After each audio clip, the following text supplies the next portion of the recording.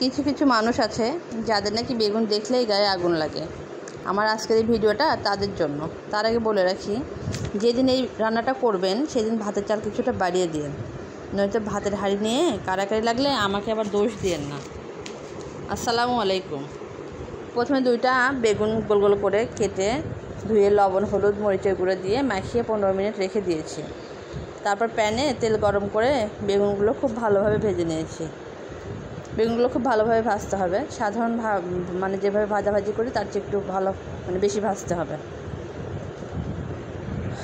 এরপর শুকনো মরিচ ভেজে নিয়েছি, সেটা এভাবে টেলে নিব। সাথে দিয়ে দিব কাঁচা পেঁয়াজ কুচি, কাঁচা রসুন কুচি, ধনিয়া পাতা কুচি, সামান্য একটু লবণ, কারণ বেগুন ভাজাতে কিন্তু আমি আগেই লবণ ব্যবহার করেছিলাম, এই জন্য লবণটা অল্প পরিমাণে দিব। আর দিব সামান্য একটু সরিষার তেল। সরিষার তেল যে কোনো ভর্তায় আলাদা একটা ফ্লেভার আনে, এই জন্য একটু সরিষার তেল দিলাম। যদিও বেগুনগুলো সয়াবিন তেল আগে ভেজে নিয়েছিলাম। তারপর সুন্দর করে হাত দিয়ে মেখে একটা ভর্তা তৈরি করে নিলাম। দেখেন ভর্তাটা কতটা লোভনীয় হয়েছিল। এই ভর্তা দিয়ে যে কোনো মানুষ 1 প্লেট ভাত নিমিশেই শেষ করে ফেলবে। এই জন্যই বলেছিলাম যে ভাতের চাল একটু বেশি দিতে হবে। সাথে আমি করে নিয়েছিলাম কিছুটা সজনা ডাল। গরমে এই সজনা ডালটা অনেক উপকারী। আর সাথে আরেকটু করে নিব আমার বরের পছন্দের ঢেঁড়স ভর্তা।